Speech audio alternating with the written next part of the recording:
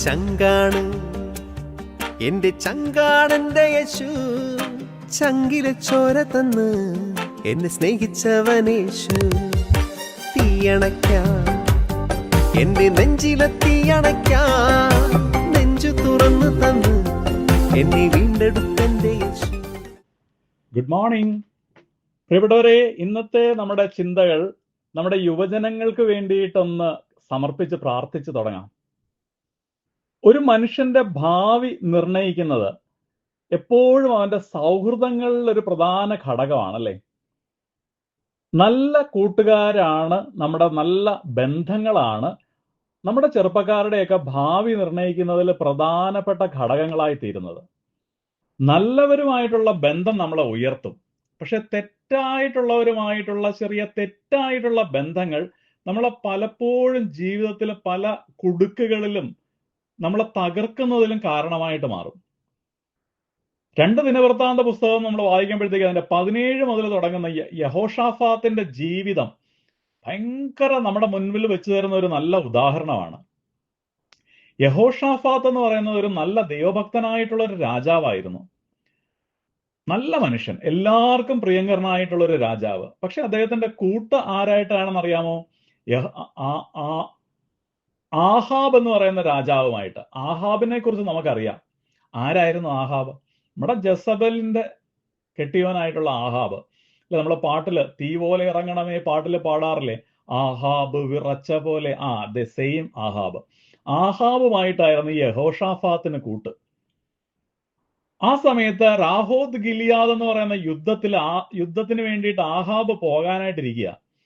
അപ്പോഴാണ് ആഹാബ് മഹാരാജാവ് തന്റെ കൊട്ടാരത്തിലുള്ള ജസബേലിന്റെ 400 പ്രവാചകന്മാരോട് ആലോചന ചോദിക്കുക, ഈ യുദ്ധത്തിൽ പോയാൽ ഞങ്ങൾ ജയിക്കുമോ തോക്കുമോ? മുഖസ്തുതി പാടി പരിചയിച്ച പ്രവാചകന്മാർ, ശരിക്കും പറഞ്ഞാൽ വ്യാജ പ്രവാചകന്മാർ, അവര് ആഹാബ് രാജാവിനോട് പറഞ്ഞു, രാജാവേ നീ തന്നെ ജയിക്കും, ശക്തനായിട്ടുള്ള ദൈവമല്ലേ ഇവിടെ ഇരിക്കുന്നത്, നീ ധൈര്യമായിട്ട് പൊയ്ക്കോ, നീ തന്നെ ജയിക്കും. പക്ഷേ ആഹാബിന് യഹോഷാഫാത്തിനെ കുറിച്ച് അറിയാം. യഹോഷാഫാത്ത് സത്യദൈവത്തെ ആരാധിക്കുന്നത് എന്റെ കൂട്ടുകാരനെ കുറിച്ച് അയാൾ ഓർത്തു. അങ്ങനെ യഹോഷാഫാത്തിന്റെ ഒക്കെ പറയാണ്, നീ നിന്റെ ദൈവത്തിന്റെ പ്രവാചകൻ നിന്റെ നാട്ടിലുണ്ടല്ലോ, അങ്ങേരോടൊന്ന് ചോദിക്കുക ഈ യുദ്ധത്തിൽ ജയിക്കുമോ ഇല്ലയോ എന്നുള്ളത്. അങ്ങനെ യഹോഷാഫാത്തിന്റെ നിർദ്ദേശപ്രകാരം ശരിയായിട്ടുള്ള കർത്താവിന്റെ പ്രവാചകനായിട്ടുള്ള മിഖയായെ വിളിച്ച് കാര്യങ്ങൾ അന്വേഷിക്കുകയാണ്. അപ്പം മിഖയാ പറയാണ്, 2 ദിനവൃത്താന്തം 18-ാം അധ്യായം 16 മുതലുള്ള 16 മുതലുള്ള വാക്യങ്ങൾ വായിച്ചാൽ നമുക്ക് മനസ്സിലാക്കാനായിട്ട് സാധിക്കും. മിഖയാ പ്രവാചകൻ പറയാണ്, രാജാവേ ഈ യുദ്ധത്തിൽ നീ പോവുകയാണെങ്കിൽ നീ നിശ്ചയമായിട്ടും തിരിച്ചു വരത്തില്ല. ഇത് കേട്ടപ്പോഴത്തേക്കും നമ്മുടെ ജസബലിന്റെ പ്രവാചകന്മാര്, ബാലിന്റെ പ്രവാചകന്മാരെല്ലാം മിഖയായ്ക്ക് എതിരെ തിരിയുകയാണ്. മിഖയായോട് കയർത്ത് അയാളെ കൊല്ലാനായിട്ടുള്ള തീരുമാനങ്ങളൊക്കെ എടുക്കുന്നു. അദ്ദേഹത്തെ നശിപ്പിക്കാനായിട്ടായി പിന്നെ അവരുടെ ചിന്ത. എന്തായാലും യഹോഷാഫാത്തിനെ മാനിച്ച് അദ്ദേഹത്തിന്റെ കാര്യവും കേട്ടു. പക്ഷേ ഈ സൗഹൃദത്തില് നമ്മുടെ ആഹാബ് രാജാവ് യഹോഷാഫാത്തിനോട് പറയാണ്, സിറിയക്കാരുടെ തന്ത്രം മനസ്സിലാക്കിയ, അല്ലെങ്കിൽ ഈ യുദ്ധവീരന്മാരുടെ തന്ത്രം മനസ്സിലാക്കിയ ആഹാബ് രാജാവ് യഹോഷാഫാത്തിനോട് പറയാണ്, നീ എന്റെ രാജകീയ വസ്ത്രങ്ങൾ അണിഞ്ഞ് മുന്നിൽ നിൽക്കണം. അപ്പൊ നമുക്കറിയാലോ ഇവരാരെയാണ് കൊല്ലാനായിട്ട് ഉദ്ദേശിക്കുന്നതെന്ന് അറിയാലോ, ഈ പ്രവാചകന്മാർ പറഞ്ഞത് സത്യമാണോന്നൊക്കെ അറിയാലോ. ഈ പാവം യഹോഷാഫാത്ത് ശുദ്ധനായിരുന്നു. തന്റെ കൂട്ടുകാരൻ പറഞ്ഞത് കേട്ട് ആഹാബിന്റെ രാജകീയ വസ്ത്രങ്ങൾ അണിഞ്ഞ് യഹോഷാഫാത്ത് ഈ യുദ്ധത്തിന്റെ മുന്നണിയിൽ നിന്നു. ശത്രു സൈന്യം ഇത് കണ്ടിട്ട് യഹോഷാഫാത്തിനെ അറ്റാക്ക് ചെയ്യാനായിട്ട് വന്നു. കുറെയൊക്കെ പിടിച്ചു നിന്നെങ്കിലും യഹോഷാഫാത്തിന് മനസ്സിലായി താൻ ചതിക്കപ്പെട്ടു എന്ന്. എങ്ങനെ മനസ്സിലായി? ആഹാബ് സൂത്രത്തിൽ അവിടെ നിന്ന് തെന്നി മാറുന്നത് കണ്ടപ്പോൾ മനസ്സിലായി. അതുവരെയും സ്വന്തം കൂട്ടുകാരന്റെ സൗഹൃദത്തിന്റെ പേരിൽ ഇവൻ യഥാർത്ഥത്തിൽ ആരാണ് എന്ന് തിരിച്ചറിയാനായിട്ട് ദൈവഭക്തനായിരുന്നിട്ടും യഹോഷാഫാത്തിന് സാധിച്ചില്ല. അവസാനം യഹോഷാഫാത്ത് അതിൽ നിന്ന് രക്ഷപ്പെടാനായിട്ട് ദൈവത്തോട് നിലവിളിച്ചപ്പോഴത്തേക്കും ദൈവം അദ്ദേഹത്തെ രക്ഷിച്ചു. എങ്കിലും മിഖയാ പ്രവചിച്ചതുപോലെ ആഹാബിന്റെ നേരെ ഒരു അമ്പ് വരിക, യാദൃശ്ചികമായിട്ട് വന്ന അമ്പ് ആഹാബിന്റെ ദേഹത്തിൽ തുളച്ചു കയറി ആഹാബ് മരണപ്പെടുകയും ചെയ്തു. പ്രവചനം നിവൃത്തിയായി. പക്ഷേ നിയർലി ഡെത്ത് എന്നുള്ള ആ ഒരു സ്റ്റേജിലേക്ക് ഈ സൗഹൃദം ഭക്തനായിട്ടുള്ള ദൈവഭക്തനായിട്ടുള്ള യഹോഷാഫാത്തിനെ നയിച്ചു. നമുക്ക് തരുന്ന ഒരു പാഠം ഇതാണ്: തെറ്റായ കൂട്ടുകാരുടെ വഴിയിൽ നടക്കരുത്. വേഷം മാറി രക്ഷപ്പെടാനായിട്ട് ശ്രമിച്ച ആഹാബ് തൻ്റെ സുഹൃത്തിനെ ചതിച്ചതുപോലെ ചതിയിൽ അകപ്പെടാനായിട്ടിടയാകും. യഹോഷാഫാത്ത് അപകടത്തിലായി, പക്ഷേ ദൈവം അദ്ദേഹത്തെ രക്ഷിച്ചു. ഇതുപോലെയുള്ള ഒത്തിരി അവിശുദ്ധ ബന്ധങ്ങൾ ജീവിതം തകർത്ത കുറേ പേരുടെ ചിത്രം ബൈബിള് നമുക്ക് വരച്ചു കാട്ടുന്നുണ്ട്. സോളമൻ അല്ലേ, വിജാതീയ ഭാര്യമാരുമായിട്ടുള്ള സൗഹൃദം, കാണുന്ന വിജാതീയ സ്ത്രീകളെ മൊത്തം ഭാര്യമാരാക്കി, ഭാര്യമാരെ കൊണ്ട് വീട് നിറഞ്ഞു. 1 രാജാക്കന്മാരുടെ പുസ്തകത്തിൽ 11-ാം അധ്യായത്തിലൊക്കെ നമ്മൾ കാണുന്നുണ്ട്. ജ്ഞാനിയായിട്ടുള്ള രാജാക്കന്മാർ കിട്ടുന്നവരെയൊക്കെ അവൻ ഭാര്യമാരാക്കി. പക്ഷെ എന്തു പറ്റി? ഈ ഭാര്യമാർ അദ്ദേഹത്തെ വിഗ്രഹാരാധനയിലേക്കും അവസാനം രാജ്യം രണ്ടായിട്ട് പിളരുന്നതിലേക്കും ഒക്കെ, ധാർമ്മികത പങ്കിടാത്ത സൗഹൃദ ബന്ധങ്ങൾ ദൈവത്തിൽ നിന്ന് അകറ്റുമെന്ന പാഠം ഈ സോളമനും പഠിച്ചു. വലിയ ജ്ഞാനിയായിരുന്നു. പക്ഷെ എന്തു പറ്റി?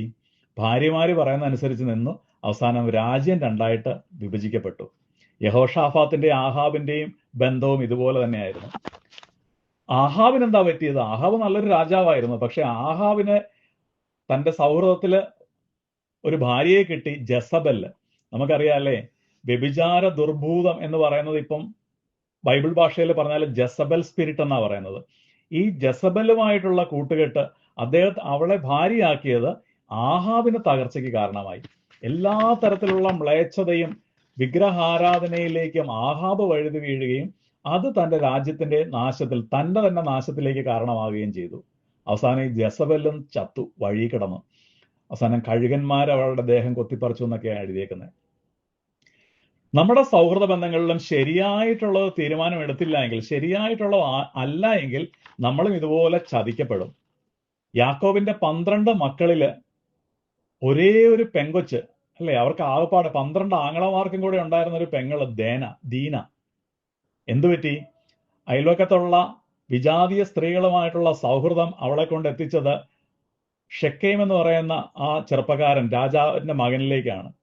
തക്കം കിട്ടിയപ്പോഴത്തേക്കും ഈ ദീനായെ ഷെക്കേം റേപ്പ് ചെയ്തു. നമ്മുടെ ബന്ധങ്ങളും സൗഹൃദങ്ങളും നല്ലതാണോ എന്ന് പരിശോധിക്കേണ്ടിയിരിക്കുന്നു പ്രിയപ്പെട്ടവരെ. ഇസ്രായേൽ ജനം വിജാതീയരുമായിട്ടുള്ള ഇടപെടൽ, അവരുമായിട്ടുള്ള സൗഹൃദത്തിന്റെ ഫലമായിട്ട് എന്ത് പറ്റി?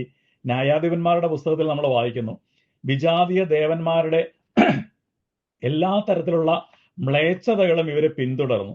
അവസാനം എന്തുപറ്റി? ദൈവത്തിൽ നിന്ന് അകന്ന് വിഗ്രഹാരാധികളായി നാശം, ദേശത്തിന്റെ നാശം, അടിമത്തം, ബാബിലോൺ പ്രവാസം, തോൽവി എല്ലാമായിട്ട് പടിപടിയായിട്ട് നാശത്തിലേക്ക് പോകുന്നത് കാണാനായിട്ട് സാധിക്കുന്നു.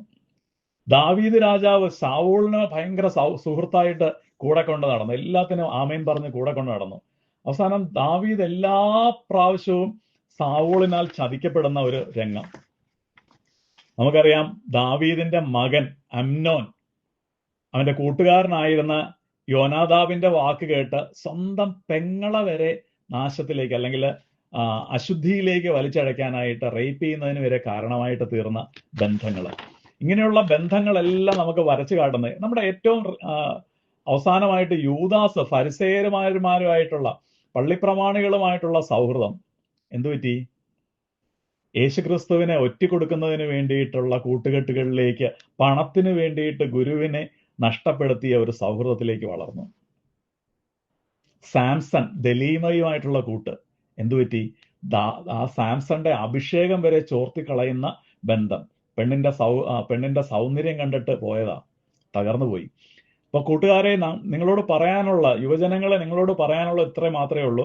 നിങ്ങളുടെ ബന്ധങ്ങൾ, അത് സ്കൂളിലാകട്ടെ, കോളേജിലാകട്ടെ, ഓഫീസിലാകട്ടെ, നമ്മുടെ സോഷ്യൽ ലൈഫിലാകട്ടെ, ഇനി നിങ്ങളുടെ പ്രേമബന്ധങ്ങളാകട്ടെ, whatever it may be, രഹസ്യ ബന്ധങ്ങളാകട്ടെ, whatever it may be, എല്ലാ ബന്ധങ്ങളുടെ മുൻപിലും ഇടയ്ക്കൊന്ന് ഇവാലുവേറ്റ് ചെയ്യുന്നത് നല്ലതാണ്. ഈ ബന്ധം എന്നെ ദൈവത്തിലേക്കാണോ നയിക്കുന്നത്, അതോ ദൈവത്തിൽ നിന്ന് അകറ്റുന്നതിന് കാരണമാകുന്നുണ്ടോ? ഈ ബന്ധം എൻ്റെ ഉയർച്ചയ്ക്ക് കാരണമാകുന്നുണ്ടോ, അതോ തകർച്ചയ്ക്ക് കാരണമാകുന്നുണ്ടോ? ഇടയ്ക്കൊന്ന് ടെസ്റ്റ് ചെയ്യുന്നത് നല്ലതായിരിക്കും. നമ്മുടെ ബന്ധങ്ങൾ നല്ലതാകട്ടെ. ഒന്നിച്ച് പ്രാർത്ഥിക്കാം.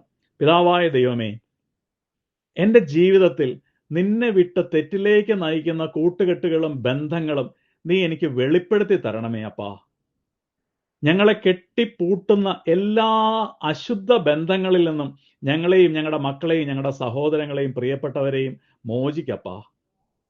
അവിടുത്തെ ഇഷ്ടത്തിലല്ലാത്ത ബന്ധങ്ങളെയൊക്കെ വിട്ട് അങ്ങയുടെ സത്യത്തിൽ നടക്കാൻ ഞങ്ങൾക്ക് ശക്തി തരണമേ. ഞങ്ങളെ സംരക്ഷിക്കണമേ. അങ്ങയുടെ തിരഞ്ഞെടുക്കപ്പെട്ട പ്രിയ ജനത്തോടൊപ്പം നടക്കാനുള്ള വിവേചന ബുദ്ധി തരണമേ. അങ്ങനെ ഞങ്ങളുടെ ഈ ജീവിതവും നിത്യതയിലേക്കുള്ള യാത്രയും അനുഗ്രഹപ്രദമാകട്ടെ. യേശുവിൻ നാമത്തിൽ തന്നെ ആമേൻ.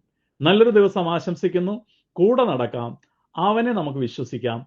അവന്റെ സൗഹൃദം നമ്മളെ നിത്യതയുടെ തുറമുഖത്ത് എത്തിക്കും. ആമേൻ. ചങ്കാണ് എന്റെ ചങ്കാണെന്റെ യേശു, ചങ്കിലെ ചോര തന്ന് എന്നെ സ്നേഹിച്ചവനേശു. തീയണയ്ക്കാൻ എന്റെ നെഞ്ചിലെ തീയണയ്ക്കാൻ നെഞ്ചു തുറന്നു തന്ന് എന്നെ വീണ്ടെടുത്തെന്റെ യേശു. ചങ്കാണ് എന്റെ ചങ്കാണ്, ചങ്കാണ് എന്റെ ചങ്കാണെന്റെ യേശു.